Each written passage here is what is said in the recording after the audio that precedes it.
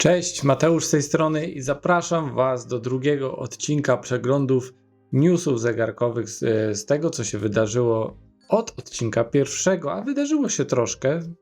Rok jakoś nam się powoli rozkręca i chyba najważniejszym wydarzeniem tego mijającego okresu jest dzisiejsza premiera nowego Swatcha w kolaboracji z Blancpain, nowego koloru. Ja już pominę historyjkę, jak nazwali ten zegarek, bo nie wiem, czy pamiętacie te wszystkie kolorowe Scuba 50 Fathoms.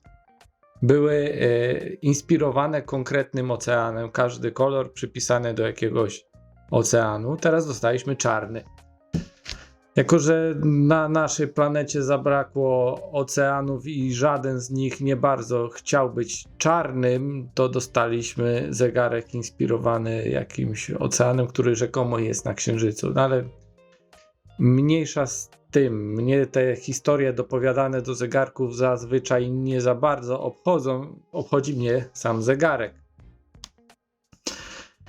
No i cóż, to co tutaj mamy, to myślę, że jest najładniejszym z tych zegarków Scuba 50 Fathoms. I patrząc na to z tej perspektywy, trudno nie ocenić tej premiery dobrze. Ja mam jednak nieco inne spojrzenie. Już podczas premiery Moonswatchy trochę narzekałem na Moonswatcha księżycowego, czyli Mission to the Moon. A mianowicie nie podoba mi się, jeśli ta zabawka, ten Moonswatch imituje prawdziwy zegarek, bo w mojej ocenie te zegarki są fajne, te zegarki mają coś w sobie i ja je lubię. Tylko bardzo mi się nie podoba stawianie ich jako substytutu czegoś prawdziwego. I tak jak w Moonswatchach one wszystkie poza tymi dwoma właściwie to były fajnymi, kolorowymi, tanimi zegarkami. Tak samo tutaj w tym Blancpain 50 Fathoms Scuba wszystkie, które wyszły, były kolorowe i nie sposób było je pomylić z prawdziwym 50 Fathoms. I dla mnie to jest właśnie ok. Dla mnie to są zabawki, które można sobie kupić i nosić, bo są fajne, kolorowe, nie za drogie. Ten tutaj już trochę jest moim zdaniem przegięciem. Nie widzę trochę sensu wypuszczania takiego plastikowego zegareczka, który z daleka będzie wyglądał jak coś prawdziwego. To już jest w mojej opinii robienie takich wewnętrznych podróbek. Zatem zegarek mi się podoba, ale jego idea zupełnie do mnie nie przemawia.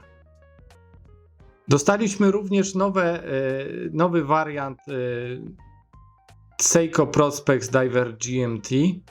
Tym razem w takiej biało-czarnej palecie kolorystycznej z jasno-niebieskimi akcentami, jasno-niebieską wskazówką GMT. No i niestety po raz kolejny Seiko swoją najładniejszą wersję danego zegarka, najładniejszą w mojej opinii, wypuszcza właśnie jako limitowaną edycję. No ten mi się naprawdę bardzo podoba. Jest to zegarek, który już znalazł się na mojej takiej krótkiej liście potencjalnych zakupów. Mamy tutaj limitację do 1500 sztuk, cena 1800 euro.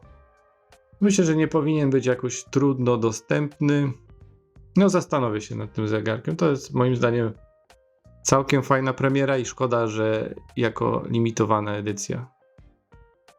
Teraz coś z rodzimego podwórka. Nasz OG kanał zegarkowy na YouTubie, czyli TikTok, powrócił po paru latach przerwy i zaskoczył tematem smartwatchy.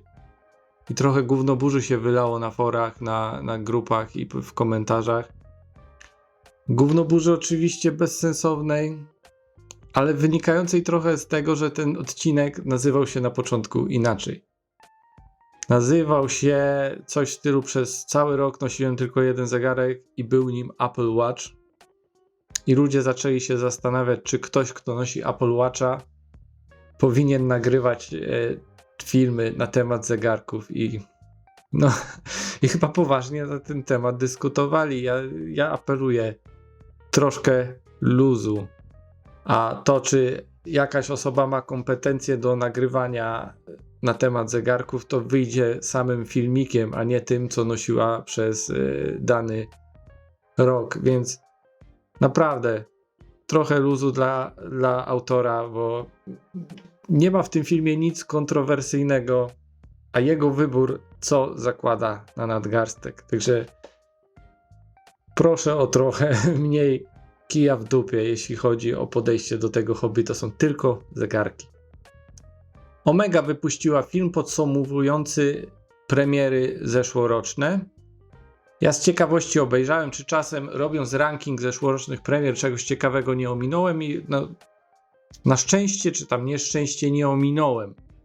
Ten rok był tak niemiłosiernie nudny, jeśli chodzi o premiery Omegi, że aż się dziwię, że to w ogóle tutaj to podsumowanie się znalazło, no bo troszkę nie ma się czym chwalić. Krótka wzmianka jeszcze o nowym Rolexie Day-Date, który wyszedł z okazji tam noworocznego koncertu w Filharmonii Wiedeńskiej. Jakoś wcześniej mi to umknęło, na co w komentarzach zwróciliście mi uwagę. No chciałem to tutaj zawrzeć, ale w sumie nie wiem czemu ten zegarek jest po prostu niesamowicie nijaki. Ale co mi się rzuciło w oczy i dziwię mnie, że jeszcze tej dyskusji nie było przy okazji tego zegarka. Ale ja już wspominałem, fanboystwo Rolexowe to stan umysłu. I widzę, że w tym zegarku zastosowano podobny rodzaj malowania tarczy jak w Rolexach Oyster Perpetual z tymi kolorowymi kuleczkami na tarczy, czyli Celebration Dial. Nie wiem, czy napotkaliście się na takie posty czy filmy wychwalające tę tarczę i podkreślające, jak trudnym było dla Rolexa, żeby zrobić to precyzyjnie, ponieważ każda kuleczka jest nakładana osobno i każda ta ramka czarna wokół tych kuleczek również jest nakładana osobno i im udaje się to zrobić bez żadnego przesunięcia. Myślę, że to jest szczyt zegarmistrzostwa w ich wykonaniu. Nie no, serio. Co tam zachwycać się jakimiś bregetami czy innymi ręcznie wykonanymi tarczami, gdzie rzemieślnik dłubie sobie w złocie, tworząc jakiś unikalny wzorek. Co tam zachwycanie się giloszem na zegarkach Voutilainena. Dzisiaj naprawdę powinniśmy klaskać Rolexowi, bo umieli nadrukować piłeczki na tarczy. Nowości ze świata zarządów w markach zegarkowych. Mamy takiego newsa. Frederic Arnault został CEO dywizji zegarków LVMH. Jak gdzieś to nazwisko już słyszałem, ale nie oceniajmy z góry. On na pewno wstawał wcześniej niż wy, nie kupował kawy na mieście i dzięki temu zasiadł właśnie na tym stanowisku. Parafrazując najsłynniejszego Jana Pawła w historii Rzeczpospolitej, on niczego nie dostał za darmo, wszystko musiał samemu odziedziczyć. Także ja bardzo czekam na to, co w LVMH ciekawego się wydarzy. Wielkie brawa! Poruszony przeze mnie w zeszłym tygodniu temat chciwości producentów zegarków. Jak widać, zakorzenił się na dobre w tej naszej społeczności. W tym tygodniu IDGuy stworzył film poświęcony wyłącznie temu tematowi. Ja polecam go obejrzeć. Kilka bardzo trafnych spostrzeżeń się tam znajduje. Ten temat też wywołał najwięcej dyskusji pod tym moim ostatnim filmem, gdzie pojawiły się pewne głosy stające w obronie tych cen, że wszystko niby rośnie. Jak dla mnie najlepszym podsumowaniem był komentarz Tomka który podsumował to krótko. Niektórzy producenci wychodzą z założenia, że ich zegarek jest wyjątkowy, ponieważ jest drogi. I ja za cholerę nie mogę oprzeć się wrażeniu, że tak to właśnie wygląda. Dla mnie flagowym przykładem tego podejścia jest JLC.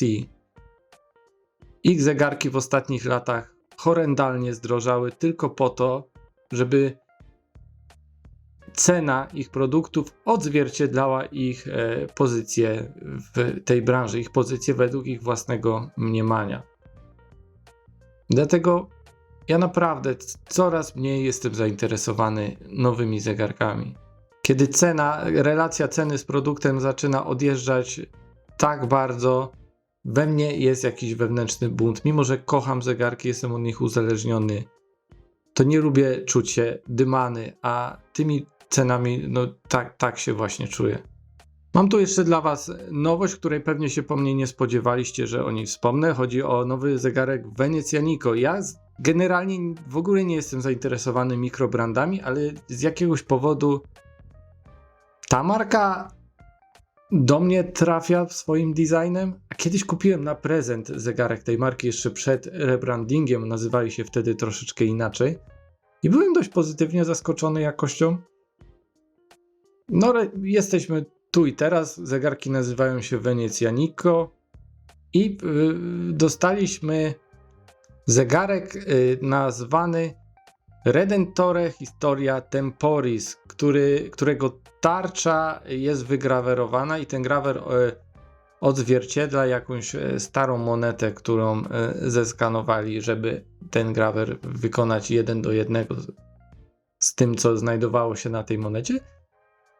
Umieszczam to tutaj, ponieważ ta marka ma logo, które do złudzenia przypomina Vacherona i teraz dostaliśmy zegarek, który również mógłby spokojnie wylądować w tej historycznej kolekcji Vacherona i przynajmniej wizualnie patrząc po tarczy nikt by się nie zdziwił, że tam się znajduje. No, wygląda całkiem fajnie. Chciałbym go kiedyś zobaczyć na żywo. Zbliżamy się do chińskiego Nowego Roku, tym razem będzie to rok smoka, a jak wiadomo smok jest najbardziej cool ze wszystkich zwierząt w chińskim kalendarzu, więc dostajemy całkiem fajne zegarki i no dostaliśmy tutaj IWC Portugalczyki w takim burgundowym kolorze tarczy, jest chronograf, jest zegarek time only z rotorem w kształcie smoka. Dostaliśmy również Longines Heritage Flagship w takim bardzo bordowym kolorze ze złotymi wskazówkami. Również bardzo fajnie wyglądający zegarek. Ale moim zdaniem show skradł Blancpain Villeret z kalendarzem. Z tradycyjnym chińskim kalendarzem. I to jest dla mnie prawdziwe wow, jeśli chodzi o to, jak ta tarcza wygląda. Pomijam już cenę, bo tego zegarka i tak nikt nie kupuje, ale no, jest na czym oko zawiesić. No dobra, to by było na tyle, jeśli chodzi o dzisiejsze newsy. Wracam z następnymi, jeżeli tylko tych tematów mi się troszeczkę uzbiera. Do zobaczenia następnym razem.